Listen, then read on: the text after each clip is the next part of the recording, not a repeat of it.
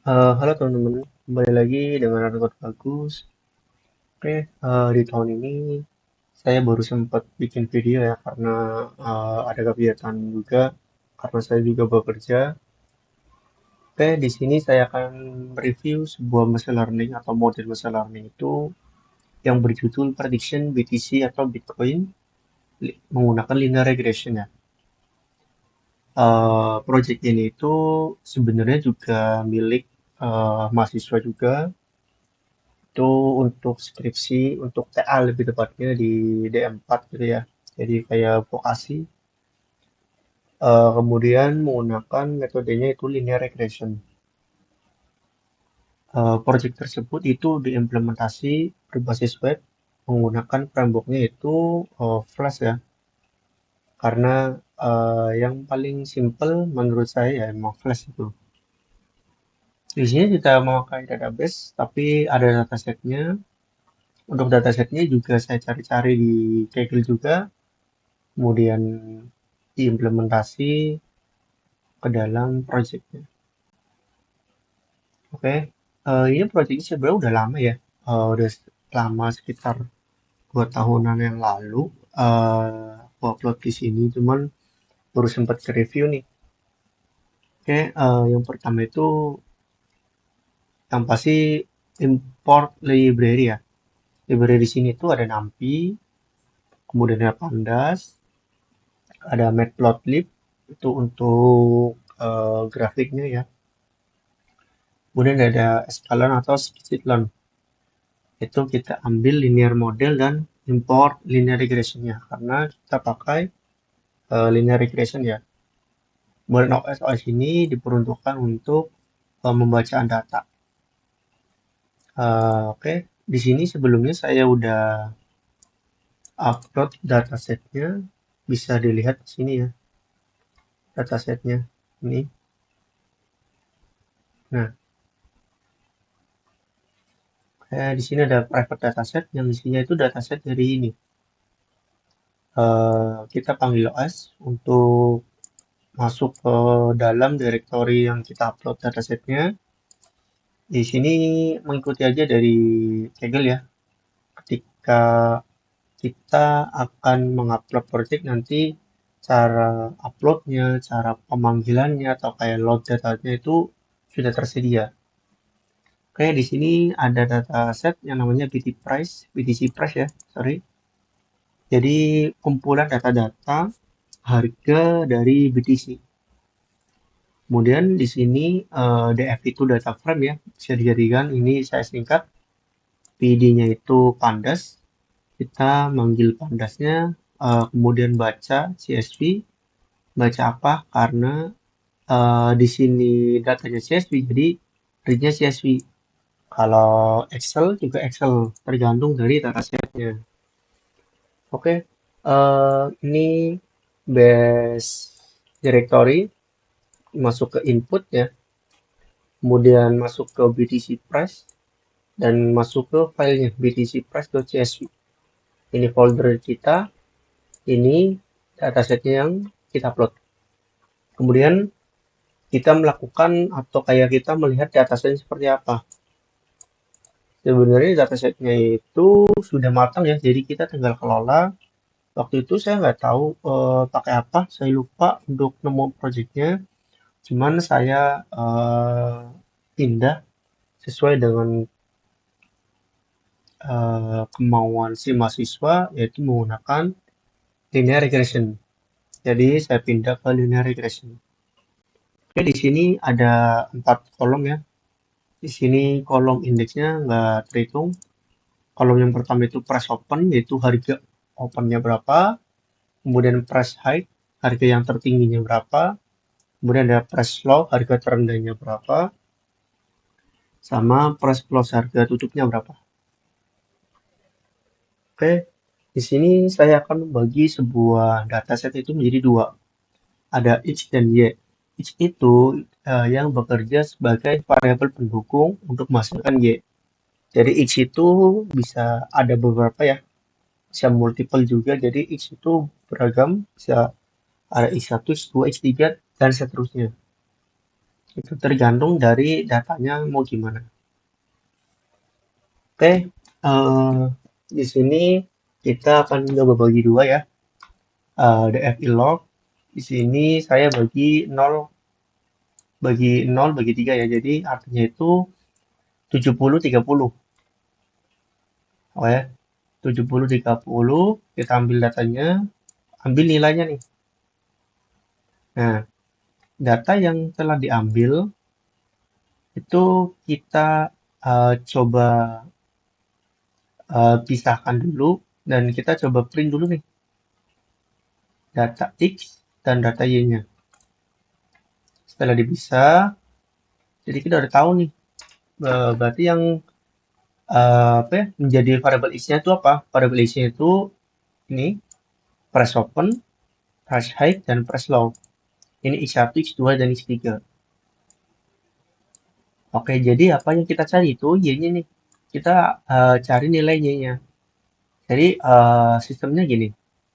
Jika price open-nya 732,00, kemudian price high-nya 757,99, kemudian price low-nya 729,01, maka price close-nya itu 754,90. Ini berdasarkan datanya. Tapi kan nanti yang namanya machine learning, kita kasih contoh, kita pelajarin.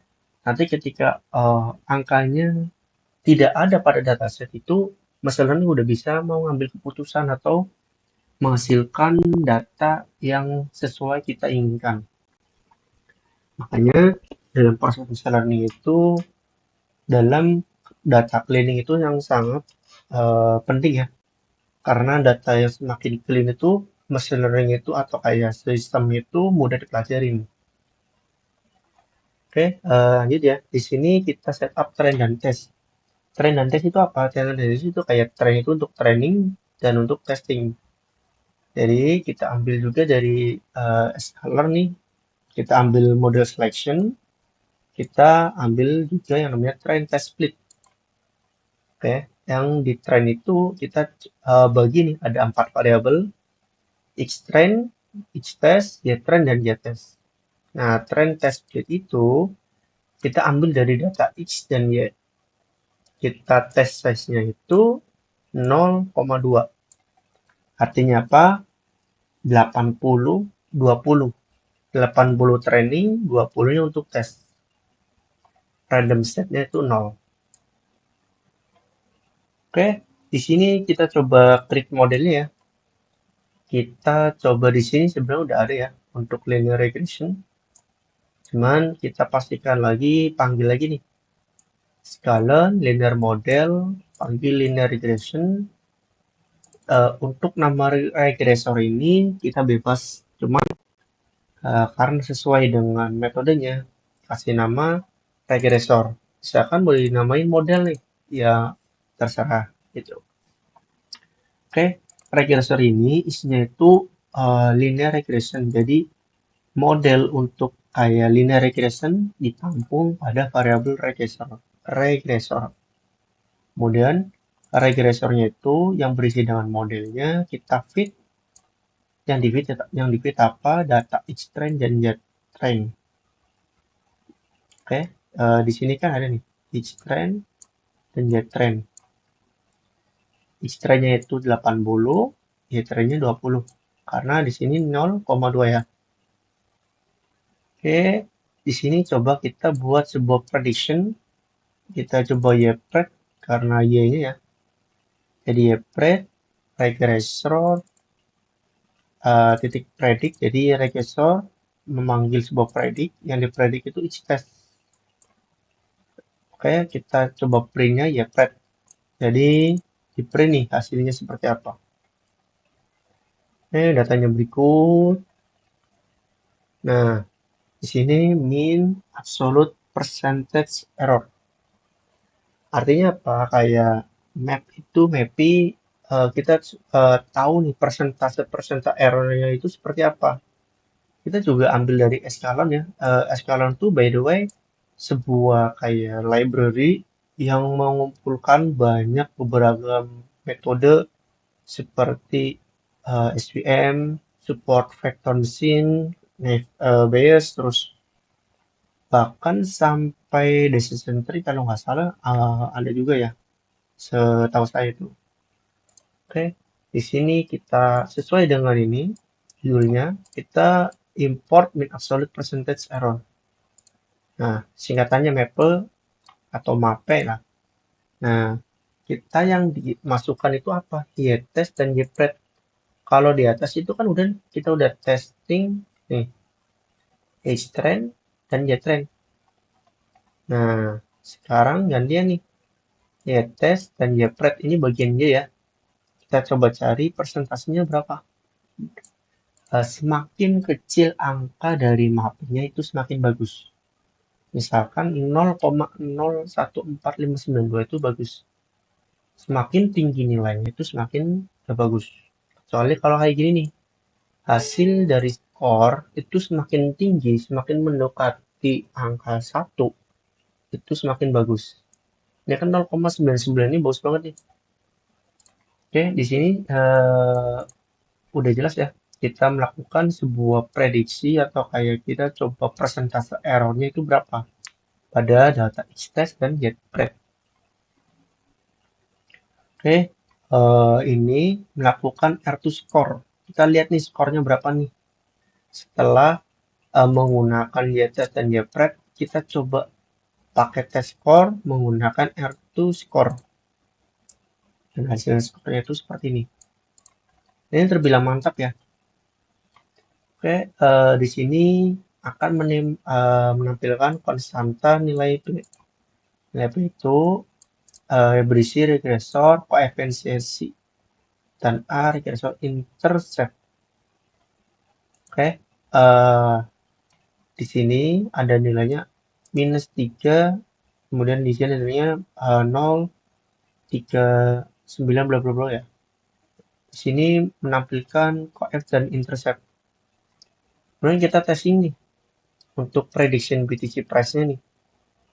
Kita panggil regressor. Regressor itu apa? Yang menampung sebuah modelnya ya. Kemudian kita melakukan predik. Kemudian kita masukin datanya nih. Dengan data 732, 75799, 72901, hasilnya seperti apa? Nah, hasilnya seperti ini. Ini yang dinamakan eh, variabel Y. Ini hasilnya. Ini X1, X2, dan X3. Oke ya. Hasilnya itu Y ini. Nah, Y-nya itu apa di sini? Y-nya itu price close kalau nggak salah. Kita ke atas dulu. Nah, price close ini Y-nya nih.